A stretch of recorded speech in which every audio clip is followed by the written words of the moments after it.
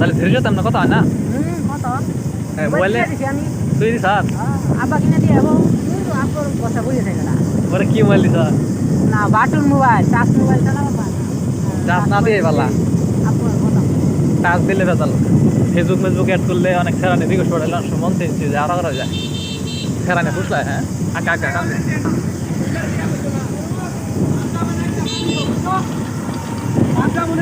ওকে ওকে guys push